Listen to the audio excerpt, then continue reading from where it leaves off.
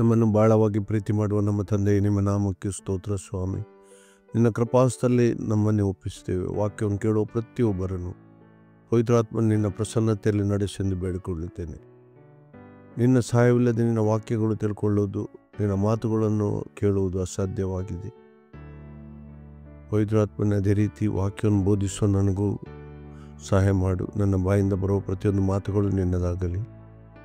ನಿನ್ನ ಕೃಪಾಸ್ತಲ್ಲಿ ನನ್ನನ್ನು ಒಪ್ಪಿಸ್ತೇನೆ. ಕೊನೆಯವರೆಗೂ ನನ್ನ ಸಂಗಡವಿದ್ದು ನನ್ನ ನಡೆಸೆಂದು ಬೇಡುತ್ತಿದ್ದೇನೆ. ಎಲ್ಲ ಸ್ತುತಿ, ಸ್ತೋತ್ರ, ಘನ ಮಹಿಮೆ ತಂದೆ, ಮಗ, ಪವಿತ್ರಾತ್ಮರಿಗೆ ಸದಾಕಾಲವೂ ಸಲ್ಲಲಿ. ಆಮೇನ್. Praise the Lord. ನಾವು ಈಸ್ಟರ್ ಹಬ್ಬದ ಮೊದಲನವರೆಗೆ ದೇವರ ಆಶೀರ್ವಾದಗಳು ಎಫೆಸದವರಿಗೆ ಬರೆದ ಪತ್ರಿಕೆಯಲ್ಲಿ 1ನೇ ಅಧ್ಯಾಯ ಧ್ಯಾನಿಸುತ್ತೇವೆ. ಅಲ್ಲಿ 3 ಹಂತದ ಆಶೀರ್ವಾದಗಳನ್ನು ನಾವು ನೋಡಿದ್ದೀವಿ. ದೇವರಿಂದ ಉಂಟಾದ ಆಶೀರ್ವಾದ, ಕ್ರಿಸ್ತ ಯೇಸುವಿನ ಮೂಲಕ ಉಂಟಾದ ಆಶೀರ್ವಾದ ಮತ್ತು ಪವಿತ್ರಾತ್ಮ. ಎಲ್ಲ ಆಶೀರ್ವಾದಗಳು ದೇವರಿಂದಲೇ ಬರುವುದು. ಅದರಲ್ಲಿ 3 ಭಾಗವಾಗಿ ನಾವು ನೋಡಿದ್ದೇವೆ. ಈಗ ಮುಂದುವರಿದ ಭಾಗವಾಗಿ ನಾವು ಅಲ್ಲಿ ಇವತ್ತು ನಾವು ಅದೇ ಎಫೆಸದವರಿಗೆ ಬರೆದ ಪತ್ರಿಕೆಯಲ್ಲಿ ಮುಂದಕ್ಕೆ 17ರಿಂದ ನಾವು ಅಲ್ಲಿ ನೋಡೋಣ. 15ರಿಂದ ನಾವು 23ರ ತನಕ ಇವತ್ತು ಧ್ಯಾನಿಸೋಣ. ಹೀಗಿರಲಾಗಿ ಕರ್ತನಾದ ಯೇಸುವಿನಲ್ಲಿ ನೀವು ಇಟ್ಟಿರುವ ನಂಬಿಕೆಯನ್ನು ಕುರಿತು ದೇವಜನರೆಲ್ಲರಿಗೆ ನೀವು ತೋರಿಸುವ ಪ್ರೀತಿಯನ್ನು ಕುರಿತು ಕೇಳಿ ನಾನು ನಿಮ್ಮ ನಿಮಿತ್ತವಾಗಿ ಎಡೆಬಿಡದೆ ದೇವರಿಗೆ ಸ್ತೋತ್ರ ಮಾಡುತ್ತೇನೆ. ನನ್ನ ಪ್ರಾರ್ಥನೆಗಳಲ್ಲಿ ನಿಮಗೋಸ್ಕರ ವಿಜ್ಞಾಪನೆ ಮಾಡಿ ನಮ್ಮ ಕರ್ತನಾದ ಯೇಸು ಕ್ರಿಸ್ತನ ದೇವರು, ಪ್ರಭಾವ ಸ್ವರೂಪನಾದ ತಂದೆಯೂ ಆಗಿರುವ ಆತನು ತನ್ನ ವಿಷಯವಾಗಿ ತಿಳುವಳಿಕೆಯನ್ನು ಕೊಟ್ಟು ಇದುವರೆಗೆ ಗುಪ್ತವಾಗಿದ್ದ ಸತ್ಯಾರ್ಥಗಳನ್ನು ತಿಳ್ಕೊಳ್ಳುವ ಜ್ಞಾನವುಳ್ಳ ಆತ್ಮನನ್ನು ನಿಮಗೆ ದಯಪಾಲಿಸಬೇಕೆಂದು ಪ್ರಾರ್ಥಿಸುತ್ತೇನೆ. ಆತನು ನಿಮ್ಮ ಮನೋನೇತ್ರಗಳನ್ನು ಬೆಳಗಿಸಿ ಆತನಿಂದ ಕರೆಸಿಕೊಂಡವರು ನಿರೀಕ್ಷಿಸುವ ಪದವಿ ಎಂಥದೆಂದು, ದೇವಜನರೆಂಬ ಆತನ ಸ್ವಾಸ್ಥ್ಯದ ಮಹಿಮಾತಿಶಯವು ಎಂಥದೆಂಬುದನ್ನು, ನಂಬುವರಾದ ನಮ್ಮಲ್ಲಿ ಆತನು ಸಾಧಿಸುವ ಪರಾಕ್ರಮವು ಎಷ್ಟು ಅತಿಶಯವಾದದ್ದೆಂಬುದನ್ನು ನೀವು ತಿಳ್ಕೊಳ್ಳುವಂತೆ ಅನುಗ್ರಹಿಸಲಿ. ಆತನ ಬಲಾತಿಶಯವು ಎಷ್ಟು ಮಹತ್ತಾದದ್ದೆಂಬುದು ಕ್ರಿಸ್ತನಲ್ಲಿ ತೋರಿಬಂದಿದೆ. ಹೇಗೆಂದರೆ ಆತನು ಸತ್ತಿದ್ದ ಕ್ರಿಸ್ತನನ್ನು ಬದುಕಿಸಿ ಪರಲೋಕದೊಳಗೆ ಸಕಲ ರಾಜತ್ವ, ಅಧಿಕಾರ, ಮಹತ್ವ, ಪ್ರಭುತ್ವಾದಿಗಳ ಮೇಲೆಯೂ ಈ ಲೋಕದಲ್ಲಿ ಮಾತ್ರವಲ್ಲದೆ ಬರುವ ಲೋಕದಲ್ಲಿ ಸಹ ಹೆಸರುಗೊಂಡವರೆಲ್ಲರ ಮೇಲೆಯೂ ತನ್ನ ಬಲಗಡೆಯಲ್ಲಿ ಕೂಡಿಸಿಕೊಂಡನು. ಆತನು ಸಮಸ್ತವನ್ನು ಕ್ರಿಸ್ತನ ಪಾದದ ಕೆಳಗೆ ಹಾಕಿದನು. ಇದಲ್ಲದೆ ಆತನನ್ನು ಎಲ್ಲದರ ಮೇಲೆ ಇರಿಸಿ ಸಭೆಗೆ ಶಿರಸ್ಸಾಗಿ ನೇಮಿಸಿದನು. ಸಭೆಯು ಆತನ ದೇಹವಾಗಿದೆ. ಎಲ್ಲವನ್ನು ಎಲ್ಲ ಸಂಬಂಧದಲ್ಲಿ ವ್ಯಾಪಿಸುವ ಆತನಿಂದ ಅದು ಪರಿಪೂರ್ಣತೆ ಉಳ್ಳದ್ದಾಗಿದೆ. ನೋಡಿ, ಇಲ್ಲಿ ಪೌಲನು ಈಗ ಆ ಆಶೀರ್ವಾದಗಳಿಗಾಗಿ ದೇವರಿಗೆ ಸ್ತೋತ್ರ ಸಲ್ಲಿಸುವುದಾಗಿದೆ. ಇಲ್ಲಿ ನೋಡಿ, ಪ್ರಾರಂಭದಲ್ಲಿ ಇಲ್ಲಿ ನಾವು ನೋಡ್ತೇವೆ, ಪೌಲನು ದೇವರು ನೀಡಿದ ಆಶೀರ್ವಾದಗಳಿಗಾಗಿ, ಆ ಸಭೆಯಲ್ಲಿರುವ ದೇವರ ಆಶೀರ್ವಾದಗಳಿಗಾಗಿ ದೇವರಿಗೆ ಸ್ತೋತ್ರ ಹೇಳ್ತಾನೆ. ಹೀಗಿರಲಾಗಿ ಕರ್ತ ಯೇಸುವಿನಲ್ಲಿ ನೀವು ಇಟ್ಟಿರುವ ನಂಬಿಕೆಯನ್ನು ಕುರಿತು ದೇವಜನರೆಲ್ಲರಿಗೆ ನೀವು ತೋರಿಸುವ ಪ್ರೀತಿ ಕುರಿತು ಕೇಳಿ ನಾನು ನಿಮ್ಮ ನಿಮಿತ್ತವಾಗಿ ಎಡೆಬಿಡದೆ ದೇವರಿಗೆ ಸ್ತೋತ್ರ ಮಾಡುತ್ತೇನೆ. ನೋಡಿ, ಪೌಲನು ಆ ಎಫೆಸ ಸಭೆಯ ವಿಷಯದಲ್ಲಿ ದೇವರು ಆ ಸಭೆಯಲ್ಲಿ ಮಾಡಿದ ಕಾರ್ಯಗಳನ್ನು ನೋಡಿ ಆ ಜನರಲ್ಲಿರುವ ನಂಬಿಕೆ ಮತ್ತು ಪ್ರೀತಿ, ಈ ಎರಡೂ ವಿಷಯದಲ್ಲಿ ಅಲ್ಲಿ ದೇವರಿಗೆ ಸ್ತೋತ್ರ ಮಾಡುತ್ತಾನೆ. ಈಗ ನಾವು ಅಲ್ಲಿ 5, 15, 16 2 ವಾಕ್ಯಗಳಲ್ಲಿ ಯಾಕೆ ಪ್ರಾರ್ಥನೆ, ಉದ್ದೇಶ ಏನು, ಮತ್ತು 17ರಿಂದ 19 ಅಲ್ಲಿ ಬೇಡಿಕೆ, ಸಭೆ ವಿಷಯದ ಬೇಡಿಕೆಗಳ ವಿಷಯದಲ್ಲಿ ಮಾತಾಡ್ತಾನೆ. ನಾವು ಇಲ್ಲಿ ಮುಖ್ಯವಾಗಿ ಆತನು ನಂಬಿಕೆ, ಆ ಜನರಲ್ಲಿರುವ ನಂಬಿಕೆ ವಿಷಯದಲ್ಲಿ ಮತ್ತು ಅವರಲ್ಲಿರುವ ವಿಶ್ವಾಸ, ಪ್ರೀತಿ ಮತ್ತು ಇದಕ್ಕೆ ಸಂಬಂಧಪಟ್ಟು ಆತನು ದೇವರಿಗೆ ಸ್ತೋತ್ರ ಹೇಳ್ತಾರೆ. ನಾವು ಪ್ರತಿಯೊಬ್ಬ ವಿಶ್ವಾಸಿಗಳು ನಾವು ಸ್ಪಷ್ಟವಾಗಿ ತಿಳ್ಕೊಳ್ಬೇಕು ನಮ್ಮ ನಂಬಿಕೆ ಹೇಗಿದೆ, ಮತ್ತು ಅದರೊಟ್ಟಿಗೆ ನಾವು ಕ್ರಿಸ್ತನ ಮೇಲೆ ನಂಬಿಕೆ ಇಟ್ಟಾಗ ನೋಡಿ, ನಂಬಿಕೆ ನಾವು ರಕ್ಷಣೆಯ ಮೊದಲ ಭಾಗ. ನಾವು ಅಲ್ಲಿ ನಂಬಿಕೆ ಇಡುವುದು ಏನು? ಕ್ರಿಸ್ತನು ನಮ್ಮ ರಕ್ಷಕನೆಂದು, ಅದಕ್ಕೆ ಸಂಬಂಧಪಟ್ಟು ಅದು ನಂಬಿಕೆ. ಈಗ ಅಷ್ಟರಲ್ಲಿ ನಂಬಿಕೆ ನಮ್ಮದು ಮುಗಿಯುವುದಿಲ್ಲ. ಮುಂದಕ್ಕೆ ನಾವು ನಮ್ಮ ಪ್ರತಿಯೊಂದು ವಿಶ್ವಾಸ ದೇವರ ಮೇಲೆ ಇರಬೇಕು. ನಮ್ಮನ್ನು ದೇವರು ನಡೆಸ್ತಾನೆ, ನಮ್ಮನ್ನು ಕೈ ಬಿಡುವುದಿಲ್ಲ ಎಂಬ ಆ ವಿಶ್ವಾಸ ನಮ್ಮಲ್ಲಿ ಗಟ್ಟಿಯಾಗಿರಬೇಕು. ಖಾಲಿ ಒಂದು ಸಲ ನಂಬಿದಾಗ ನಾವು ಕ್ರಿಸ್ತನನ್ನು ನಂಬಿ ಪ್ರಾರ್ಥನೆಗೆ ಬರ್ತೇವೆ, ರಕ್ಷಣೆ ಹೊಂದಿದ್ದೇವೆ ಅಂತ ಅಷ್ಟರಲ್ಲಿ ನಿಂತರೆ ಸಾಕಾಗೋದಿಲ್ಲ. ಅಲ್ಲಿ ಮುಂದೆ ಆ ವಿಶ್ವಾಸ ನಮ್ಮ ಪ್ರತಿಯೊಂದು ಜೀವಿತದ ಹಂತದಲ್ಲಿ ಕಷ್ಟಗಳು ಬಂದಾಗ ನಾವು ನಮ್ಮ ವಿಶ್ವಾಸ ಹೇಗಿದೆ, ನಮಗೆ ದೇವರು ಕೈ ಬಿಡುವುದಿಲ್ಲ ಎಂಬ ಗಟ್ಟಿ ವಿಶ್ವಾಸ ನಮಗಿದೆಯಾ? ಅಥವಾ ಆ ಸಮಯದಲ್ಲಿ ನಾವು ಅನೇಕ ಸಮಸ್ಯೆಗಳು ಏನಾಗಿದೆ ಅಂದರೆ, ಇಂಥ ಹಂತದಲ್ಲಿ ಅನೇಕ ಜನರು ಬಿದ್ದು ಹೋಗ್ತಾರೆ. ಕಷ್ಟ ಬಂದಾಗ ಯಾಕೆ ನಮಗೆ ಕಷ್ಟ, ದೇವರು ಯಾಕೆ ಹೀಗೆ ಮಾಡಿದರು, ಈ ಎಲ್ಲ ಪ್ರಶ್ನೆಗಳನ್ನು ನಾವು ಕೇಳ್ತೇವೆ. ಆದರೆ ನಿಜವಾದ ಒಂದು ನಂಬಿಕೆ ಇಟ್ಟು ವಿಶ್ವಾಸವಿದ್ದ ವ್ಯಕ್ತಿ ಹೇಗಿರ್ತಾನೆ ಅಂದರೆ, ಆ ಕಷ್ಟಗಳ ಮೂಲಕ ಕೂಡ ದೇವರು ಏನೋ ಒಂದು ಕಾರ್ಯ ಸಾಧಿಸಲಿಕ್ಕೆ ಇಷ್ಟಪಡುತ್ತಾನೆ. ನೋಡಿ, ನಾವು ನಮ್ಮ ಮಕ್ಕಳನ್ನು ಹೇಗೆ ತಿದ್ದುತ್ತೇವೋ ಅದೇ ರೀತಿಯಾಗಿ ದೇವರು ನಮ್ಮನ್ನು ತಿದ್ದುತ್ತಾರೆ. ನಾವು ಅದನ್ನು ಅರ್ಥ ಮಾಡಿಕೊಳ್ಳದಿದ್ದರೆ ಸಮಸ್ಯೆ. ಅದಕ್ಕಾಗಿ ಆ ಕಷ್ಟಗಳು ಬಂದಾಗ ನಾವು ವಿಶ್ವಾಸವನ್ನು, ನಂಬಿಕೆಯನ್ನು ಬಿಟ್ಟು ಬಿಡುವುದಲ್ಲ.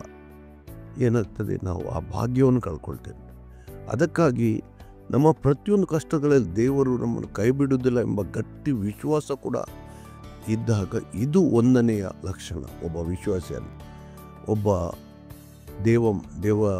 ದೇವರ ಮಕ್ಕಳಲ್ಲಿ. ಎರಡನೇದ್ದು ಇಲ್ಲಿ ಪೌಲನು ಹೇಳ್ತಾನೆ, ಪ್ರೀತಿ. ನಾವು ದೇವರ ಮಕ್ಕಳಂತ ಎನಿಸಿದ ಮೇಲೆ ನಮ್ಮ ಪ್ರೀತಿ ಕೂಡ ಆ ರೀತಿಯಾಗಿರಬೇಕು. ಯಾಕೆಂದರೆ ದೇವರು ಪ್ರೀತಿಯಾಗಿದ್ದಾನೆ ಅಂತ ಯೋಹಾನನ ಸುವಾರ್ತೆಯಲ್ಲಿ ನಾವು ನೋಡ್ತೇವೆ. ಈಗ ದೇವರ ಮಕ್ಕಳು ಎನಿಸಿಕೊಳ್ಳೋರು ನಾವು, ಅದೇ ಪ್ರೀತಿ ನಮ್ಮಲ್ಲಿ ಕೂಡ ಕಂಡು ಬರಬೇಕು. ಅದು ವಿಶ್ವಾಸಿಯ ನಿಜವಾದ ಗುಣ, ಅದು ದೇವರ ಮಕ್ಕಳ ನಿಜವಾದ ಗುಣ. ಅದು ಬಿಟ್ಟು ಭಾನುವಾರ ಪ್ರಾರ್ಥನೆ ಮಾಡ್ತೇವೆ, ದೊಡ್ಡ ಹಾಡ್ತೇವೆ ಅಂತ ಹೇಳಿ ತೋರಿಸಿಕೊಟ್ರೆ ಸಾಲುವುದಿಲ್ಲ. ನಿಜವಾದ ಗುಣ ಏನು? ಅವರ ನಂಬಿಕೆ, ವಿಶ್ವಾಸ ಮತ್ತು ಪ್ರೀತಿ. ನಂಬಿಕೆ, ವಿಶ್ವಾಸ ಅದು ಒಂದೇ, ನಂಬಿಕೆ, ಫೈತ್ ಅಂತ ನಾವು ಹೇಳ್ತೇವೆ. ಹಾಗೆ ಈಗ ಆ ಪರಿಶುದ್ಧೀಕರಣದಲ್ಲಿ ಮೂಲಕ ನಾವು ನಮ್ಮ ವಿಶ್ವಾಸ ಬೆಳೆದಾಗ ನಾವು ಪರಿಶುದ್ಧೀಕರಣದಲ್ಲಿ ಬೆಳೆಯುತ್ತೇವೆ.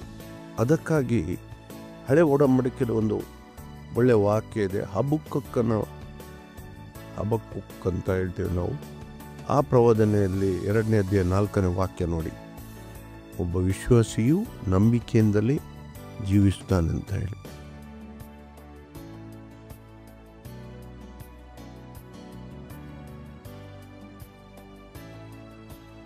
ಇಲ್ಲಿ 2ನೇ ಅಧ್ಯಾಯ 4ನೇ ವಾಕ್ಯ ನಾವು ನೋಡೋಣ. ನೋಡಿ, ಅಲ್ಲಿ ಅದು ಒಂದೇ ಬರುವುದು, ತಾಮಸವಾಗದು. ಇಗೋ, ಆ ದುಷ್ಟನ ಅಂತರಾತ್ಮವು ಉಬ್ಬಿಕೊಂಡಿದೆ, ಯಥಾರ್ಥವಲ್ಲ. ನೋಡಿ, ಇಲ್ಲಿ ನೀತಿವಂತನು ತನ್ನ ನಂಬಿಕೆಯಿಂದಲೇ ಬದುಕುವನು. ಅಲ್ಲಿ ಮೇಲಕ್ಕೆ ದುಷ್ಟನ ವಿಷಯದಲ್ಲಿ ಹೇಳ್ತದೆ, ಆದರೆ ನೀತಿವಂತನು ನಂಬಿಕೆಯಲ್ಲೇ ಬದುಕುವನು. ಅಂದರೆ ಯಾರು ದೇವರ ಮೇಲೆ ನಂಬಿಕೆ ಮತ್ತು ಆ ವಿಶ್ವಾಸ ಇರ್ತಾನೆ, ಅವನು ನಂಬಿಕೆಯಲ್ಲೇ ಬದುಕ್ತಾನೆ ಅಂತಾರೆ. ಆದ್ದರಿಂದ ಇದನ್ನು ನಾವು ಸ್ಪಷ್ಟವಾಗಿ ತಿಳ್ಕೊಳ್ಬೇಕು. ಈಗ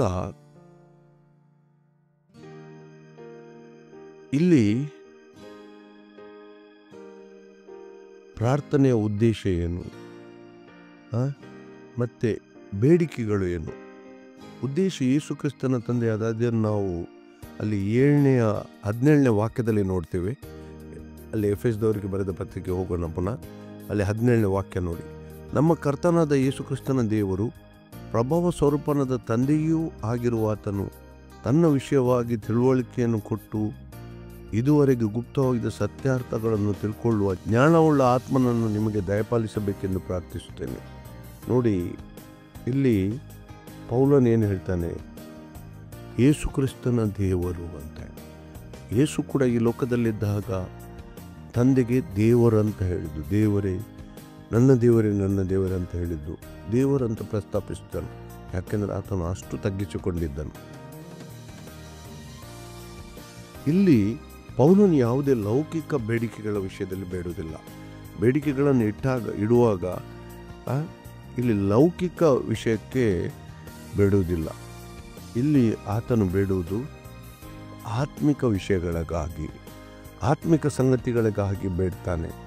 ಮೊದಲು ಆತನು ಕೀರ್ತನೆಗಳ ಮೂಲಕ, ನೋಡಿ ಅದನ್ನು ನಾವು ಪ್ರಾರ್ಥನೆಗೆ ಸಂಬಂಧಪಟ್ಟು ಯೇಸುನ ಬಳಿಗೆ ಶಿಷ್ಯರು ಬಂದು ಹೇಳಿದಾಗ ಅಲ್ಲಿ ಪರಲೋಕದಲ್ಲಿರುವ ನಮ್ಮ ತಂದೆ ಈ ರೀತಿಯಾಗಿ ನೀವು ಪ್ರಾರ್ಥನೆ ಮಾಡಬೇಕು.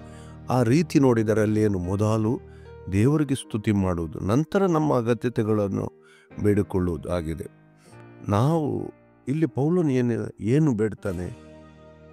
ಆ ಎಫೆಸದ ಜನರು ದೇವರ ವಿಷಯವಾದ ತಿಳುವಳಿಕೆಯನ್ನು, ಆ ಜ್ಞಾನವನ್ನು ಹೊಂದಿಕೊಳ್ಳಬೇಕಂತ ಹೇಳಿ, ಅವರು ತಿಳುವಳಿಕೆಯನ್ನು ಹೊಂದಿಕೊಳ್ಳಬೇಕಂತ ಹೇಳಿ. ಈಗ ಆ ತಿಳುವಳಿಕೆ ಕೂಡ 3 ಹಂತದ ತಿಳುವಳಿಕೆಯಾಗಿದೆ. ಒಂದು ವೈಯಕ್ತಿಕ ತಿಳುವಳಿಕೆ ಆಗಿ, ಎರಡನೇದ್ದು ಇಂಟಿಮೆಸಿ ಅಥವಾ ಬಹಳ ಹತ್ತಿರದಿಂದ ತಿಳ್ಕೊಳ್ಳೋದು, ಮತ್ತು ಮೂರನೇದ್ದು ಸಂಪೂರ್ಣವಾಗಿ ತಿಳ್ಕೊಳ್ಳೋದು. ಈಗ ನಾವು ಯಾವಾಗ ಕ್ರಿಸ್ತನ ಮೇಲೆ ನಂಬಿಕೆ ಇಡ್ತೇವೋ ಆಗ ನಾವು ವೈಯಕ್ತಿಕ ತಿಳುವಳಿಕೆ ಕ್ರಿಸ್ತನ ವಿಷಯದಲ್ಲಿ ನಾವು ತಿಳ್ಕೊಳ್ತೇವೆ, ದೇವರ ವಿಷಯದಲ್ಲಿ ನಾವು ತಿಳ್ಕೊಳ್ತೇವೆ. ನಾವು ಪರಿಶುದ್ಧೀಕರಣದಲ್ಲಿ ಬೆಳೆದಾಗ ಎಷ್ಟು ನಾವು ಪರಿಶುದ್ಧೀಕರಣದಲ್ಲಿ ಬೆಳೆಯುತ್ತೇವೋ ಅಷ್ಟು ನಾವು ದೇವರನ್ನು ಹತ್ತಿರವಾಗಿ ಇಂಟಿಮೆಸಿ ಅಂತ ಅಂದರೆ ಭಾಳ ಹತ್ತಿರವಾಗಿ ತಿಳ್ಕೊಳ್ತೇವೆ. ಮತ್ತು ಮಹಿಮೆಕರಣ ಅಂದರೆ ನಾವು ಮಹಿಮೆ ಒಂದು ಸತ್ತು ಕ್ರಿಸ್ತನ ಮರಣದಲ್ಲಿ ಒಂದು ವೇಳೆ ನಾವು ಜೀವಿತವಾಗಿದ್ದರೆ ಎತ್ತಲ್ಪಡ್ತೇವೆ, ಆ ಸಮಯದಲ್ಲಿ ಅದು ಮಹಿಮೀಕರಣ ಹೊಂದುತ್ತೇವೆ. ಈಗ ಆವಾಗ ನಾವು ದೇವರನ್ನು ಸಂಪೂರ್ಣವಾಗಿ ತಿಳ್ಕೊಳ್ತೇವೆ. ಆದ್ದರಿಂದ ಇಲ್ಲಿ ಜ್ಞಾನ ಅಂತ, ದೇವರ ಜ್ಞಾನ ಅಂತ ಬರೆದಿದೆ.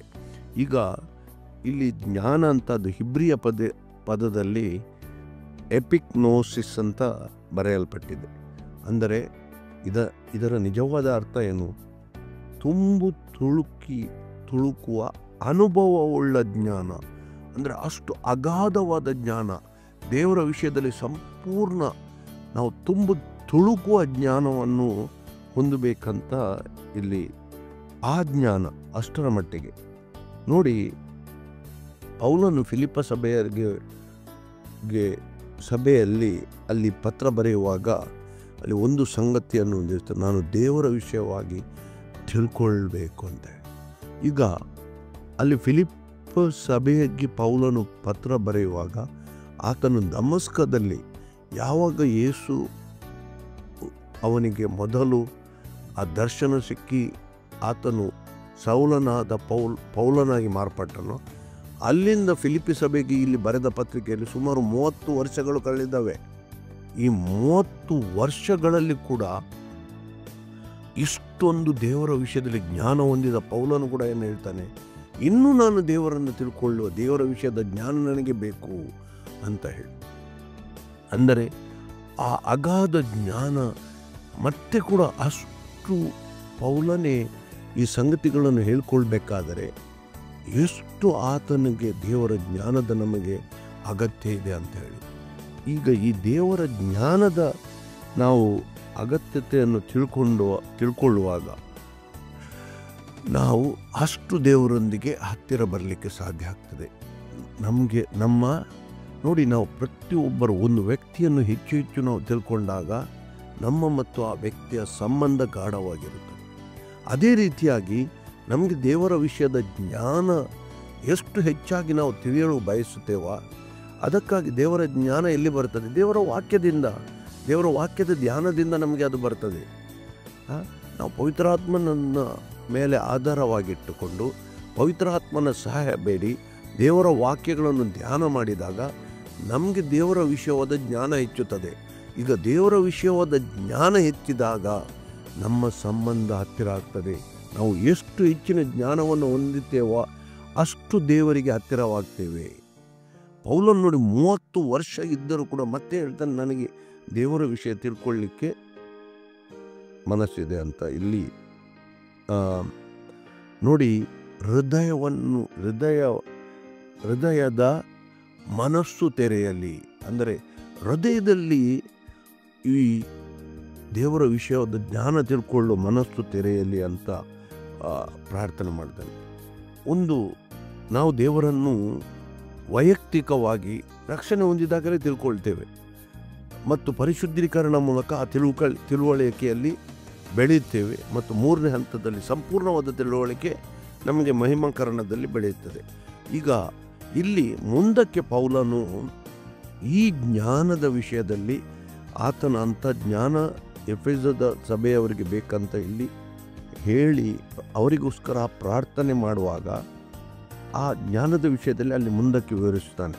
ಅಲ್ಲಿ 18ನೇ ವಾಕ್ಯದಿಂದ ನಾವು ಆ ವಿವರಣೆಯನ್ನು ನೋಡ್ತೇವೆ. ನೋಡಿ, 18ನೇ ವಾಕ್ಯ ಅಲ್ಲಿ ನೋಡೋಣ. ಆತನು ನಿಮ್ಮ ಮನೋನೇತ್ರಗಳನ್ನು ಬೆಳಗಿಸಿ ಆತನಿಂದ ಕರೆಸಿಕೊಂಡವರು ನಿರೀಕ್ಷಿಸುವ ಪದವಿ ಎಂಥದೆಂಬುದನ್ನು ದೇವಜನರೆಂಬ ಆತನ ಸ್ವಾಸ್ಥ್ಯದ ಮಹಿಮಾತಿಶಯವು ಎಂಥದೆಂಬುದನ್ನು ನಂಬೋರಾದ ನಮ್ಮಲ್ಲಿ ಆತನು ಸಾಧಿಸುವ ಪರಾಕ್ರಮ ಎಷ್ಟು ಅತಿಶಯವಾದದ್ದೆಂಬುದು ನಾವು ತಿಳ್ಕೊಳ್ಳುವಂತೆ. ಅಂದರೆ ನೋಡಿ, ಇಲ್ಲಿ ಮೊದಲು ಇಲ್ಲಿ ನಮ್ಮ ಕರೆಯುವಿಕೆಯ ಶ್ರೀಮಂತಿಕೆ ಏನಂತ ಹೇಳಿ, ಮೊದಲು ಕರೆಯುವಿಕೆಯ ಶ್ರೀಮಂತಿಕೆ ಅಂದರೆ ನಮಗೆ ಏನಾಗಿದೆ ಅಂದರೆ, ನಾವು ದೇವರಿಂದ ಕರೆಸಲ್ಪಟ್ಟವರಂತ ನಂಬಿಕೆ ಇಟ್ಟಾಗ ನಮಗೆ ಅದು ಬಹಳ ಕ್ಷುಲ್ಲಕ ಅಂತ ಅನಿಸ್ತದೆ. ಅಂಥ ನಿಜವಾದ ಭಾಗ್ಯ, ಅದರ ಜ್ಞಾನ ನಮಗೆ ಇಲ್ಲದೆ ನಾವು ನಮ್ಮ ಆತ್ಮಿಕ ಸಂಗತಿಗಳಲ್ಲಿ ಮತ್ತು ದೇವರೊಂದಿಗಿನ ಸಂಬಂಧ, ದೇವರ ಮೇಲೆ ಇಟ್ಟಿರುವ ಪ್ರೀತಿ ಮತ್ತು ದೇವರ ಮೇಲೆ ಇಟ್ಟಿರುವ ನಂಬಿಕೆ ನಾವು ಅಷ್ಟು ಗಾಢವಾಗಿಲ್ಲ. ಒಂದು ವೇಳೆ ನಮ್ಮ ಕರೆಯುವಿಕೆಯ ಒಂದು ಶ್ರೀಮಂತಿಕೆ ಅಂದರೆ the richness of the calling ಅಂತ ಹೇಳ್ತೇವೆ, ಅಂದರೆ ಅದರ ಆ ಒಂದು ಶ್ರೀಮಂತಿಕೆಯ ಒಂದು ಭಾಗ್ಯದ ಒಂದು ಅರ್ಥ ಜ್ಞಾನ ನಮಗೆ ಸರಿಯಾಗಿ ಇದ್ದಿದ್ದರೆ ನಾವು ದೇವರಲ್ಲಿ ಬಲವಾಗಿ ನೆಲೆ ಓಡಲಿಕ್ಕೆ ಸಾಧ್ಯ ಆಗ್ತದೆ ನಮಗೆ. ಆದ್ದರಿಂದ ಅಷ್ಟು ನಾವೇನು ಯೋಚಿಸ್ತೇವೆ, ಏನು ರಕ್ಷಣೆ ಹೊಂದ್ತೇವೆ, ಪರಲೋಕಕ್ಕೆ ಹೋಗ್ತೇವೆ, ನಂಬಿದ್ದೇವೆ, ಇಷ್ಟೇ ಆಯಿತು ಮುಗೀತಂತ ಯೋಚಿಸಿ ಇಲ್ಲ. ಒಂದು ಪರಲೋಕದ ಭಾಗ್ಯ ಅದು ನಮಗೆ ಇವತ್ತು ನಮ್ಮ ಜ್ಞಾನಕ್ಕೆ ಕೂಡ ಎಡಕುವಂಥದ್ದಲ್ಲ. ಕೋಟ್ಯಾನುಕೋಟಿ ವರ್ಷಗಳು ನಾವು ಆ ಮಹಾಭಾಗ್ಯ, ಈಗ ಅದನ್ನು ನಾವು ಅದರ ಸವಿ ಕೂಡ ತಿಳಿಲಿಕ್ಕೆ ಆಗುವುದಿಲ್ಲ. ಆದರೆ ನಾವು ದೇವರ ವಾಕ್ಯದಲ್ಲಿ ಬೆಳೆದಾಗ ನಮಗೆ ಆ ರುಚಿಯ ಸವಿಲಿಕ್ಕೆ ಸಾಧ್ಯ ಆಗ್ತದೆ ಸ್ವಲ್ಪ ಮಟ್ಟಿಗೆ. ಅದಕ್ಕಾಗಿ ಒಂದು ಸಾರಿ ನಾವು ದೇವರ ಆ ಪರಿಶುದ್ಧೀಕರಣದ ಮೂಲಕ ದೇವರನ್ನು ಹೆಚ್ಚು ಹೆಚ್ಚು ತಿಳ್ಕೊಳ್ಳಿಕ್ಕೆ ಪ್ರಯತ್ನ ಪಟ್ಟಾಗ ಮತ್ತೆ ನಮ್ಮ ಬಲವಾದ ಆಕಾಂಕ್ಷೆ ಅಲ್ಲಿ ಹುಟ್ಟುಕೊಳ್ತದೆ. ಅದರಿಂದ ನಾವು ಮೊದಲು ನಮ್ಮ ಕರೆಯುವಿಕೆಯ ಶ್ರೀಮಂತಿಕೆ ಏನಂತ ತಿಳ್ಕೊಳ್ಬೇಕು. ನಮ್ಮ ಕರೆಯುವಿಕೆ ನಿರೀಕ್ಷೆ ಏನು, ಆಗ ಏನಾಗ್ತದೆ, ನಮ್ಮ ನಿರೀಕ್ಷೆ ಗಟ್ಟಿಯಾಗಿರ್ತದೆ. ನೋಡಿ, ನಮಗೆ ಸಿಗುವ ಬಹುಮಾನ ಎಂಥದ್ದೆಂತ ನಮಗೆ ಗೊತ್ತಿದ್ದರೆ ನಾವು ಪಡುವ ಶ್ರಮ ಅಷ್ಟು ಗಾಢವಾದ ಶ್ರಮ ಪಟ್ಟು ನಾವು ಆ ಒಂದು ಬಹುಮಾನದ ಮೇಲೆ ನಿರೀಕ್ಷೆ ಇಟ್ಟು ಬಿಡ್ತೇವೆ. ನಮಗೆ ಬಹುಮಾನದ ವಿಷಯದಲ್ಲಿಯೇ ತಿಳುವಳಿಕೆ ಇಲ್ಲದಿದ್ದರೆ ನಮ್ಮ ಶ್ರಮ ಅಷ್ಟು ಇರುವುದಿಲ್ಲ. ಅದಕ್ಕಾಗಿ ನಮಗೆ ಏನಾಗಿದೆ, ಈಗ ದೇವರು ನಮ್ಮನ್ನು ಆ ಪರಲೋಕದ ಬಾಧ್ಯಸ್ಥರಾಗಲಿಕ್ಕೆ ಕರೆದನು. ಅಷ್ಟು ಒಂದು ಆ ಮಹಿಮಾತಿಶಯ ನಮ್ಮ ಜ್ಞಾನಕ್ಕೆ ಮೀರಿದ್ದಾಗಿದೆ. ಅದನ್ನು ನಾವು ತಿಳ್ಕೊಳ್ಳಿಕ್ಕೆ ಅಸಾಧ್ಯ ಆಗಿದೆ. ಯಾವಾಗ ನಾವು ಪರಲೋಕಕ್ಕೆ ಸೇರ್ತೇವೋ ಆಗ ನಮಗೆ ಅದರ ಸಂಪೂರ್ಣವಾದ ಅನುಭವ ಉಂಟಾಗ್ತದೆ. ಈಗ ನಾವು ಅದು ಪರಲೋಕ ಅಂದರೆ ನಮಗೆ ನಮ್ಮ ತಿಳುವಳಿಕೆಗೆ ಮೀರಿದ್ದು. ನಾವು ಯೋಚಿಸ್ಬೋದು, ಕೆಲವು ದೇವರ ವಿಷಯದಲ್ಲಿ ಪರಲೋಕದ ವಿಷಯದಲ್ಲಿ ದೇವರ ವಾಕ್ಯದಲ್ಲಿ ಅನೇಕ ಕಡೆ ಧ್ಯಾನ ಆಗಿದೆ, ಅನೇಕ ಕಡೆ ಪ್ರಸ್ತಾಪಿತವಾಗಿದೆ. ಅಲ್ಲಿ ಏನು ದುಃಖ ಇಲ್ಲ, ಕಷ್ಟ ಇಲ್ಲ, ಈ ಎಲ್ಲ ಸಂಗತಿಗಳಿವೆ. ಆದರೂ ಕೂಡ ನಮಗೆ ಸ್ಪಷ್ಟವಾದ ಅದರ ನಿರೀಕ್ಷೆಯ ತಿಳುವಳಿಕೆ ನಮಗಿಲ್ಲ. ಆದ್ದರಿಂದ ನೋಡಿ, ನಾವು ಒಂದು ವಾಕ್ಯವನ್ನು ನೋಡೋಣ. ತಿಮೋಥೆಯನಿಗೆ ಬರೆದ 2ನೇ ಪತ್ರಿಕೆ 1ನೇ ಅಧ್ಯಾಯ 9ನೇ ವಾಕ್ಯ ನಾವು ನೋಡೋಣ. ಪೌಲನು ತಿಮೋಥೆಯನಿಗೆ ಬರೆದ 2ನೇ ಪತ್ರಿಕೆ 1ನೇ ಅಧ್ಯಾಯ 9ನೇ ವಾಕ್ಯ. ಆತನು ನಮ್ಮಲ್ಲಿ ಸುಕೃತ್ಯಗಳನ್ನು ನೋಡಿದ್ದರಿಂದ ಅಲ್ಲ, ತನ್ನ ಸಂಕಲ್ಪವನ್ನು ಅನುಸರಿಸಿ ಕೃಪೆಯಿಂದಲೇ ನಮ್ಮನ್ನು ರಕ್ಷಿಸಿ ಪರಿಶುದ್ಧರಾಗುವುದಕ್ಕೆ ಕರೆದನು. ಆತನು ಅನಾದಿ ಕಾಲಲ್ಲೇ ಆ ಕೃಪೆಯನ್ನು ಕ್ರಿಸ್ತ ಯೇಸುವಿನಲ್ಲಿ ನಮಗೆ ಅನುಗ್ರಹಿಸಿದ್ದಾನೆ. ನೋಡಿ, ನಮ್ಮ ಯಾವುದೇ ಒಳ್ಳೆ ಕ್ರಿಯೆಗಳಿಂದ ಅಲ್ಲ, ಆ ಭಾಗ್ಯಕ್ಕೆ ನಮ್ಮನ್ನು ಕರೆದದ್ದು ಆತನು ತನ್ನ ಕೃಪೆಯಿಂದ. ದೇವರು ನಮ್ಮ ಮೇಲೆ ಅಷ್ಟು ಪ್ರೀತಿಯನ್ನಿಟ್ಟದ್ದರಿಂದ. ಇನ್ನೊಂದು ವಾಕ್ಯ ನಾವು ನೋಡೋಣ. ತೀತನಿಗೆ ಬರೆದ ಪತ್ರಿಕೆ ಗಲಾತ್ಯದವರಿಗೆ ಬರೆದ ಪತ್ರಿಕೆ 1ನೇ ಅಧ್ಯಾಯ 15ನೇ ವಾಕ್ಯ ನಾವು ನೋಡೋಣ.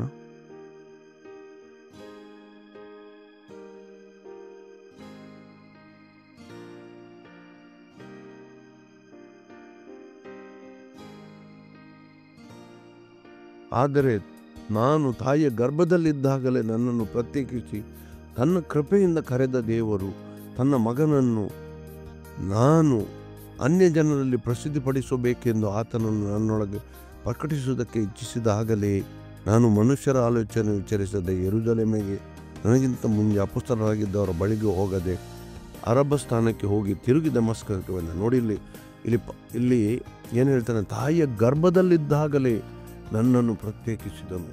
ಆದ್ದರಿಂದ ದೇವರು ನಮ್ಮ ಯಾವುದೇ ಕೃತ್ಯಗಳನ್ನು ನೋಡಿ ನಮ್ಮನ್ನು ಕರೆದದ್ದಲ್ಲ, ತನ್ನ ಸ್ವಂತ ಪ್ರೀತಿಯಿಂದ ನಮ್ಮನ್ನು ಕರೆದದ್ದಾಗಿದೆ.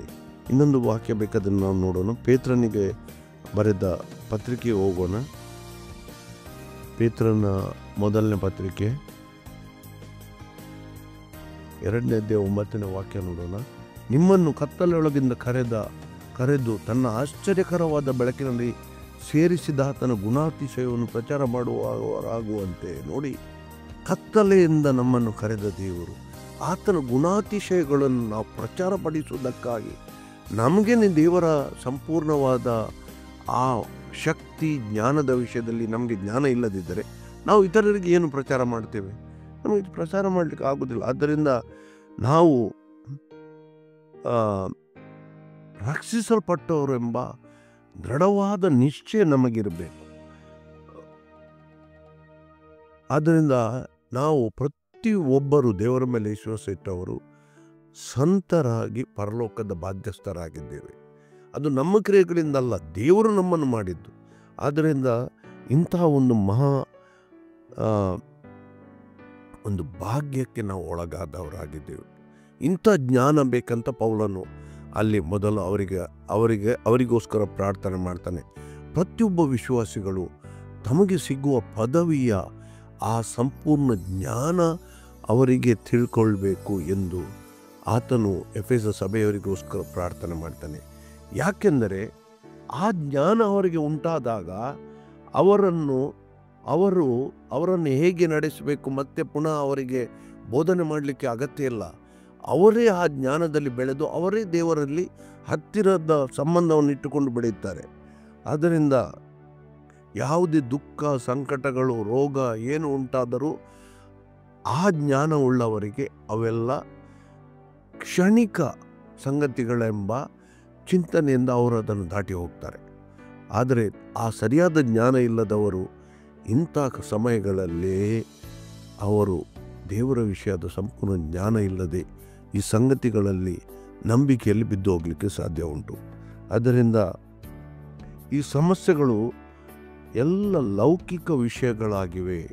ಆದರೆ ನಾವು ಆತ್ಮಿಕ ವಿಷಯದಲ್ಲಿ ನಾವು ತುಂಬಿಸಲ್ಪಟ್ಟವರಾಗಬೇಕು. ಆತನ ನೋಡಿ, ತುಂಬಿ ತುಳುಕುವ ಆತನ ಶಕ್ತಿ. ಈಗ ದೇವರ ಶಕ್ತಿಯನ್ನು ನಾವು ಹೇಗೆ ತಿಳ್ಕೊಳ್ಳಿ? ದೇವರ ವಾಕ್ಯದಲ್ಲಿ ಆತನು ಮಾಡಿದ ಎಲ್ಲ ಪರಾಕ್ರಮಗಳು, ದೇವರಿಗೆ ಏನು ಮಾಡಲಿಕ್ಕೆ ಅಸಾಧ್ಯ ಅಂತ ಏನಿಲ್ಲ, ಎಲ್ಲವನ್ನು ಸಾಧ್ಯ ಮಾಡುವ ದೇವರಾಗಿದ್ದಾರೆ.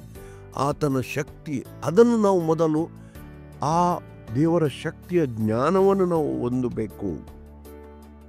ಆ ದೇವರ ಶಕ್ತಿ ಆತನ ಮಕ್ಕಳಿಗೆ ಸದಾವಾಗಿ ಒಂದು ರಕ್ಷೆಯಾಗಿ ಇರುತ್ತದೆ. ಆದ್ದರಿಂದ ಆ ದೇವರ ಶಕ್ತಿ ನಾವು ತಿಳ್ಕೊಂಡಾಗ ನೋಡಿ, ಯಾವುದೇ ಒಂದು ಮಗು ಕೂಡ ನೋಡಿ, ಆತನ ತಂದೆ ಅಷ್ಟು ಶಕ್ತಿಶಾಲಿ ಇದ್ದಾನೆಂದು ತಿಳ್ಕೊಂಡರೆ ಆ ಮಗು ಯಾವತ್ತೂ ಯಾರಿಗೆ ಹೆದರೋದಿಲ್ಲ.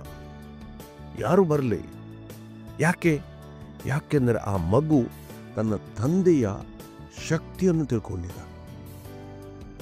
ಆ ಮಗು ನೋಡಿದನಂತೆ ಇಚ್ಛಿಸುವುದು 4-5 ಜನರಿಗೆ ಹೊಡೆದು ಅಪ್ಪಳಿಸುವಂತ. ಯಾಕೆ? ಅದು ತಿಳ್ಕೊಂಡಾಗ ಆ ಮಗುವಿಗೆ ಅಷ್ಟು ಧೈರ್ಯ ಇದೆ, ಆತನು ಯಾರಿಗೆ ಹೆದರುವುದಿಲ್ಲ. ಅದೇ ರೀತಿಯಾಗಿ ನಾವು ದೇವರ ಶಕ್ತಿಯ ಜ್ಞಾನವನ್ನು ಹೊಂದಿಕೊಂಡಾಗ ನಮಗೆ ಎಂಥ ಪರಿಸ್ಥಿತಿಗಳಲ್ಲಿ ಹೆದರಿಕೆ ಹುಟ್ಟುವುದಿಲ್ಲ. ಯಾಕೆ? ಆತನು ಸೈತಾನ ತಲೆಯನ್ನು ಜಜ್ಜಿದ ಸೈತಾನ ಎಲ್ಲಿ ಆತನ ಮುಂದೆ ನಿಲ್ಲಕ್ಕೆ ಸಾಧ್ಯ ಎಂಬ ಧೈರ್ಯ ನಮ್ಮಲ್ಲಿ ಹುಟ್ಟುತ್ತದೆ. ಅದಕ್ಕಾಗಿ ಪೌಲನು ಹೇಳ್ತಾನೆ ಅವರು ಜ್ಞಾನದಿಂದ ಅಂತ ಹೇಳಿ. ನಾವು ಇನ್ನೊಂದು ನೋಡಿ, ಅಲ್ಲಿ ಎಫೆಸದವರಿಗೆ ಬರೆದ ಪತ್ರಿಕೆಗೆ ಹೋಗೋನಲ್ಲಿ ನಾವು 5ನೇ ಅಧ್ಯಾಯಕ್ಕೆ ಹೋಗಿ ಅಲ್ಲಿ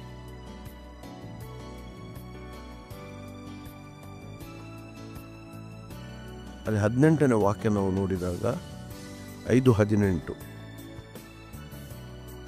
ಆದರೆ ಪವಿತ್ರಾತ್ಮ ಭರಿತರಾಗಿ ಅಂತ ದೇವರು, ನಾವು ಪವಿತ್ರಾತ್ಮ ಭರಿತರಾಗಿ ಪವಿತ್ರಾತ್ಮನಿಂದ ತುಂಬಿಸಲ್ಪಟ್ಟಾಗ ನಾವು ಆ ಶಕ್ತಿಯನ್ನು ಹೊಂದಿ ನಮಗೆ ದೇವರ ಶಕ್ತಿಯನ್ನು ನಾವು ಹೊಂದ್ತೇವೆ. ಈಗ ನಾವು ಕೊನೆಯ ಭಾಗವಾಗಿ ನಾವು ನೋಡೋಣ. 20 ಮತ್ತು 23 ನಮಗೆ ಶಕ್ತಿಗೆ ಆಧಾರ ಏನು, ನಮ್ಮ ನಂಬಿಕೆಗೆ ಅಲ್ಲಿ ದೇವರ ಮೇಲೆ ದೇವರು ಪ್ರಭಾವ ಮತ್ತು ಶಕ್ತಿ ಉಳ್ಳವನಾಗಿದ್ದಾನೆ, ಅದಕ್ಕೆ ಆಧಾರ ಏನು ನೋಡಿ. ಅಲ್ಲಿ 20ನೇ ವಾಕ್ಯದಿಂದ ನಾವು ನೋಡೋಣ. ಆತನು ಬಲಾತಿಶಯವು ಎಷ್ಟು ಮಹತ್ತಾದದೆಂಬುದನ್ನು ಕ್ರಿಸ್ತನಲ್ಲಿ ತೋರಿ ಬಂದಿದೆ. ಹೇಗೆಂದರೆ ನೋಡಿ, ಕ್ರಿಸ್ತನಲ್ಲಿ ಈಗ ಆತನು ತನ್ನ ಬಲಾತಿಶಯವನ್ನು ತೋರಿಸಿದ್ದಾನೆ. ಹೇಗೆ ನೋಡಿ, ಆತನು ಸತ್ತಿದ್ದ ಯೇಸು ಕ್ರಿಸ್ತನನ್ನು ಬದುಕಿಸಿ ಪರಲೋಕದೊಳಗೆ ಸಕಲ ರಾಜತ್ವ, ಅಧಿಕಾರ, ಮಹತ್ವ, ಪ್ರಭಾವಗಳ ಮೇಲೆ ಈ ಲೋಕದಲ್ಲಿ ಮಾತ್ರವಲ್ಲದೆ ಬರುವ ಲೋಕದಲ್ಲಿ ಸಹ ಹೆಸರುಗೊಂಡವರೆಲ್ಲರ ಮೇಲೆಯೂ ತನ್ನ ಬಲಗಡೆಯಲ್ಲಿ ಕೂರಿಸಿಕೊಂಡು ಆತನು ನೋಡಿ ಸಮಸ್ತವನ್ನು ಕ್ರಿಸ್ತನ ಪಾದ ಕೆಳಗೆ ಮಾಡಿದ್ದಾನೆ. ಈಗ ಕ್ರಿಸ್ತನು ದೇವರಿಗೆ ಮೆಚ್ಚುಗೆ ಆಗುವ ರೀತಿಯಲ್ಲಿ ದೇವರ ಮಗನಾಗಿ ಜೀವಿಸಿದಾಗ, ಸಂಪೂರ್ಣ ವಿಧೇಯನಾಗಿ ಜೀವಿಸಿದಾಗ ಸತ್ತ ಕ್ರಿಸ್ತನನ್ನು ಕೂಡ ದೇವರು ಜೀವಂತವಾಗಿ ಎಬ್ಬಿಸಿದ್ದಾರೆ. ಇದರಿಂದ ನಾವು ದೇವರ ಪರಾಕ್ರಮವನ್ನು ಕ್ರಿಸ್ತ ಯೇಸುವಿನಲ್ಲಿ ನಾವು ನೋಡಿದ್ದೇವೆ. ಆತನ ಕ್ರಿಸ್ತನ ಪುನರುತ್ಥಾನದಲ್ಲಿ ಕ್ರಿಸ್ತನು ಮರಣ ಹೊಂದಿ ಆತನು ಸತ್ತ ಕ್ರಿಸ್ತನನ್ನು ಪುನರುತ್ಥಾನ ಮಾಡಿದಾಗ ನಾವು ಆತನು ಅಷ್ಟು ಮಾತ್ರವಲ್ಲ, ಆತನು ಪರಲೋಕದಲ್ಲಿ ತನ್ನ ಬಲಗಡೆಯಲ್ಲಿ ಕೂರಿಸಿದ್ದಾನೆ. ಬಲಗಡೆ ಅಂದರೆ ಅಷ್ಟು ಹತ್ತಿರ. ನಾವು ಯಾರನ್ನು ಬನ್ನಿ ಇಲ್ಲಿ ಕೂತಿ ಅಂತ ಯಾರು ಭಾಳ ಪ್ರೀತಿ ಇದ್ದವರನ್ನು ಮಾತ್ರ ಕರೆದು ನಮ್ಮ ಹತ್ತಿರದಲ್ಲಿ ಕೂರಿಸ್ತೇವೆ. ಆ ರೀತಿಯಾಗಿ ದೇವರು ಯೇಸು ಕ್ರಿಸ್ತನ ಮೇಲೆ ಅಷ್ಟು ಪ್ರೀತಿಯನ್ನಿಟ್ಟು ತನ್ನ ಪ್ರಭಾವವನ್ನು ಮತ್ತು ಶಕ್ತಿಯ ಮೂಲಕ ಆತನನ್ನು ಪುನರುತ್ಥಾನ ಮಾಡಿ ಪರಲೋಕದಲ್ಲಿ ಮಹತ್ತಾದ ಸ್ಥಾನವನ್ನು ಕೂರಿಸಿದ್ದಾನೆ. ಇದು ಆತನ ಮತ್ತೆ ನೋಡಿ, ಆತನು ಪುನರುತ್ಥಾನ ಅಂದರೆ ಏನು? ಯೇಸು ಕ್ರಿಸ್ತನ ಸಂಪೂರ್ಣ ಲೌಕಿಕ ಶರೀರ ಅಲ್ಲಿಟ್ಟು ಆತ್ಮದಲ್ಲಿ ಮಾತ್ರ ಆತನ ಪುನರುತ್ಥಾನ ಹೊಂದಿದ್ದಲ್ಲ. ಶರೀರವೇ, ಪೂರ್ಣ ಶರೀರವೇ ಈ ಲೌಕಿಕ ಶರೀರ ಪರಲೋಕದ ಮಹಿಮೆಯ ಶರೀರವಾಗಿ ಮಾರ್ಪಟ್ಟಿದೆ. ಅಲ್ಲಿ ಮಹಿಮೆ ಶರೀರವಾಗಿ ಆತನನ್ನು ಕಂಡಾಗ ಲೋಕದಲ್ಲಿ ಆತನು ಯಾವ ರೀತಿ ಇದ್ದನೋ ಅದೇ ರೀತಿಯಾಗಿ ಅಪೊಸ್ತಲರು ಅವರನ್ನು ಕಂಡಿದ್ದು. ಆದರೆ ಅದು ಪರಲೋಕದ ಮಹಿಮೆ ಶರೀರ ಅಂದರೆ ಮುಟ್ಟುವಾಗ ಅಲ್ಲಿ ಶರೀರ ಏನು ತಿಳಿದಿಲ್ಲ, ಅದು ಮಹಿಮೀಕರಣ ಆಗಿದೆ. ಮತ್ತು ಆತನು ಪರಲೋಕಕ್ಕೆ ಏರಿಸಲ್ಪಟ್ಟದ್ದು, ಅದನ್ನು ಕೂಡ ಜನರು ಕಂಡಿದ್ದಾರೆ. ಇದು ಎಲ್ಲ ಕಾರ್ಯಗಳ ಮೂಲಕ ದೇವರು ತನ್ನ ಶಕ್ತಿ ಮತ್ತು ಪ್ರಭಾವವನ್ನು ಕ್ರಿಸ್ತ ಯೇಸುವಿನ ಮೂಲಕ ತೋರಿಸಿದ್ದಾರೆ. ಆದ್ದರಿಂದ ಏನು, ನಮ್ಮನ್ನು ಕೂಡ ದೇವರು ಪುನರುತ್ಥಾನ ಮಾಡಲು ಶಕ್ತನಾಗಿದ್ದಾನೆ ಎಂದು ನಾವು ಕ್ರಿಸ್ತನ ಪುನರುತ್ಥಾನದ ಮೂಲಕ ನಾವು ತಿಳ್ಕೊಳ್ತೇವೆ. ಆದ್ದರಿಂದ ಏನಾಗ್ತದೆ, ಈ ಜ್ಞಾನದಲ್ಲಿ ನಾವು ಬೆಳೆದಾಗ ನಮಗೆ ಕೂಡ ನಮ್ಮ ದೇವರ ಮೇಲೆ ಇರುವ ಆ ವಿಶ್ವಾಸ ಬಲಗೊಳ್ತದೆ, ನಮ್ಮ ನಿರೀಕ್ಷೆ ದೃಢವಾಗ್ತದೆ ಮತ್ತು ನಮ್ಮ ಮತ್ತು ದೇವರ ನಡುವಿನ ಸಂಬಂಧ ಗಟ್ಟಿಯಾಗ್ತದೆ. ಇದರ ಮೂಲಕ ನಾವು ಪರಿಶುದ್ಧೀಕರಣದಲ್ಲಿ ಇನ್ನೂ ಬಲವಾಗಿ ಬೆಳೆದು ನಿಲ್ಲಲಿಕ್ಕೆ ಸಾಧ್ಯ ಆಗ್ತದೆ. ನೋಡಿ, ಅಲ್ಲಿ ಕೊನೆಯದಾಗಿ ನಾವು 22 ಮತ್ತು 23 ವಾಕ್ಯಗಳನ್ನು ನೋಡೋಣ. ಆತನು ಸಮಸ್ತವನ್ನು ಕ್ರಿಸ್ತನ ಪಾದದ ಕೆಳಗೆ ಹಾಕಿದನು, ಇದಲ್ಲದೆ ಆತನನ್ನು ಎಲ್ಲದರ ಮೇಲೆ ಇರಿಸಿ ಸಭೆಗೆ ಶಿರಸ್ಸಾಗಿ ನೇಮಿಸಿದನು. ಸಭೆಯು ಆತನ ದೇಹವಾಗಿದೆ. ಎಲ್ಲ ಸಂಬಂಧಗಳು ವ್ಯಾಪಿಸುವ ಆತನಿಂದ ಅದು ಪರಿಪೂರ್ಣತೆ ಉಳ್ಳದ್ದಾಗಿದೆ. ಈಗ ನೋಡಿ, ಆತನು ಕ್ರಿಸ್ತನನ್ನು ಸಭೆಯ ಶಿರಸ್ಸಾಗಿ ನೇಮಿಸಿದ್ದಾನೆ ಅಂತ. ಇಡೀ ಲೋಕದಲ್ಲಿರುವ ಪ್ರತಿಯೊಬ್ಬ ವಿಶ್ವಾಸಿಗಳು ಒಟ್ಟಿಗೆ ಸೇರಿ ಕ್ರಿಸ್ತನ ಸಭೆ ಎಂಬ ಕ್ರಿಸ್ತನ ಶರೀರದಲ್ಲಿ ಆತನು ಶಿರಸ್ಸಾಗಿದ್ದಾನೆ. ಆತನನ್ನು, ಅದು ದೇವರು ಮಾಡಿದ ಪರಾಕ್ರಮವುಳ್ಳ ದೇವರ ಶಕ್ತಿಯಾಗಿದೆ. ಸಭೆಯಲ್ಲಿ ಆತನನ್ನು ಆದ್ದರಿಂದ ಈ ಎಲ್ಲ ವಿಷಯಗಳಲ್ಲಿ ನೋಡಿ, ಪೌಲನಿಲ್ಲಿ ಮುಖ್ಯವಾಗಿ ಬೇಡುವುದು ಏನು? ಆ ಎಫೆಸ ಜನರಿಗೆ ದೇವರ ವಿಷಯವಾದ ಜ್ಞಾನ. ಅದಕ್ಕಾಗಿ ಪೌಲನು ಎಲ್ಲ ಕಡೆ ಆತನ ಪ್ರಾರ್ಥನೆಯಲ್ಲಿ ನಾವು ಹೆಚ್ಚು ನೋಡೋದು ಅದೇ ಜ್ಞಾನ. ನಾವು ಯಾವಾಗ ಇದರಲ್ಲಿ ದೇವರ ವಿಷಯದ ಜ್ಞಾನದಲ್ಲಿ ಬೆಳೆಯುತ್ತೇವೋ ನಮಗೆ ಆಗ ನಮ್ಮ ಎಲ್ಲ ಕಷ್ಟ ಸಂಕಟಗಳು ದೂರ ಆಗ್ತವೆ. ಮತ್ತು ಆ ಸಂಕಟದಲ್ಲಿ ಕೂಡ ದೇವರ ಇಚ್ಛೆ ಏನೆಂದು ನಮಗೆ ತಿಳ್ಕೊಳ್ಳಿಕ್ಕೆ ಅನುಕೂಲ ಆಗ್ತದೆ. ಅದಕ್ಕಾಗಿ ನಾವು ದೇವರ ವಾಕ್ಯದ ಧ್ಯಾನ ಅಷ್ಟು ಅಗತ್ಯ ಆಗಿದೆ. ಅದರಿಂದ ಸ್ಪಷ್ಟವಾಗಿ ನಾವು ತಿಳ್ಕೊಳ್ಬೇಕು. ನಾವು ಪ್ರತಿಯೊಬ್ಬರು ನೋಡಿ, ನಮ್ಮಲ್ಲಿ ಕೆಲವರು ಬಹಳ ಎಷ್ಟೋ ಒಳ್ಳೆಯ ಉದಾಹರಣೆಗಳಿವೆ. ಎಷ್ಟು ವರ್ಷ ದೇವರ ಮೇಲೆ ವಿಶ್ವಾಸವಿಟ್ಟು ನಂಬಿಕೆಯಿಂದ ದೇವರು ಖಂಡಿತವಾಗಿಯೂ ಕಾರ್ಯ ಸಾಧಿಸ್ತಾನಂತ ಹೇಳಿ ಇದ್ದು ಆ ದೇವರಿಂದ ಆಶೀರ್ವಾದ ಹೊಂದಿದವರು ನಮ್ಮಲ್ಲಿ ಎಷ್ಟೋ ಜನ ಇದ್ದಾರೆ. ಅದು ಬಹಳ ಅಗತ್ಯ. ಎಷ್ಟು ವರ್ಷ ಆದರೂ ನಂಬಿಕೆಯಲ್ಲಿ ಬಿದ್ದು ಹೋಗಲಿಲ್ಲ, ನಂಬಿಕೆಯನ್ನು ಕಳ್ಕೊಳ್ಳಿಲ್ಲ, ದೇವರಿಗೆ ಎಲ್ಲ ಸಾಧ್ಯ ಎಂಬ ಗಟ್ಟಿ ವಿಶ್ವಾಸ ಇಟ್ಟು ಇದ್ದವರು ಖಂಡಿತವಾಗಿ ದೇವರು ಕಾರ್ಯ ಮಾಡಿದ್ದಾರೆ. ಆದ್ದರಿಂದ ಈ ಎಲ್ಲ ಕಾರ್ಯಗಳ ಮೂಲಕ ನಾವು ದೇವರ ಮಹಿಮಾತಿಶಯವನ್ನು ತಿಳ್ಕೊಳ್ಳುವ ಜ್ಞಾನವನ್ನು ನಾವು ಸಂಪಾದನೆಗೊಳ್ಳಬೇಕು. ದೇವರ ವಿಷಯದ ಎಂಥ ಅದ್ಭುತ ಮಾಡಿದ್ದಾನೆ. ಇಲ್ಲಿ ಉದಾಹರಣೆಯಾಗಿ ಕ್ರಿಸ್ತ ಯೇಸುವನ್ನೇ ಆತನು ಪುನರುತ್ಥಾನ ಮಾಡಿದ ಆತನ ಶಕ್ತಿಯುಳ್ಳವನು. ದೇವರ ಎಲ್ಲ ಪರಾಕ್ರಮವನ್ನು ದೇವರ ವಾಕ್ಯದಲ್ಲಿ ನಾವು ತಿಳ್ಕೊಂಡಾಗ ನಮಗೇನಾಗ್ತದೆ? ನಮ್ಮ ದೇವರು ಎಂದಿಗೂ ನಮ್ಮನ್ನು ಕೈ ಬಿಡುವುದಿಲ್ಲ ಎಂಬ ಗಟ್ಟಿ ನಿರೀಕ್ಷೆ ಉಂಟಾಗ್ತದೆ. ಅದರ ಮೂಲಕ ನಾವು ಪರಿಶುದ್ಧೀಕರಣದಲ್ಲಿ ಹೆಚ್ಚು ಬೆಳೀಲಿಕ್ಕೆ ಸಾಧ್ಯ ಆಗ್ತದೆ. ಆದ್ದರಿಂದ ಈ ಸಂಗತಿಗಳ ಮೂಲಕ ನಾವು ಪ್ರತಿಯೊಬ್ಬರು ದೇವರ ವಿಷಯವಾದ ಜ್ಞಾನವನ್ನು ಹೆಚ್ಚಿಸಿಕೊಳ್ಳಿಕ್ಕೆ ನಾವು ಆಸೆ ಆಕಾಂಕ್ಷೆಯಿಂದ ದೇವರ ವಾಕ್ಯದ ಧ್ಯಾನದ ಮೂಲಕ ಆ ಜ್ಞಾನವನ್ನು ಸಂಪಾದಿಸಿಕೊಳ್ಳಲಿಕ್ಕೆ ನಾವು ಪ್ರಯತ್ನ ಪಡೋಣ. ನಮ್ಮನ್ನು ದೇವರು ಅದ್ಭುತ ರೀತಿ ನಡೆಸುವ ದೇವರಾಗಿದ್ದಾರೆ. ಆತನಿಗೆ ಯುಗ ಯುಗಾಂತರಗಳಿಗೆ ಸ್ತುತಿ ಸ್ತೋತ್ರಗಳು ಸಲ್ಲಿಕೆ ಆಗಲಿ. ಆಮೆನ್.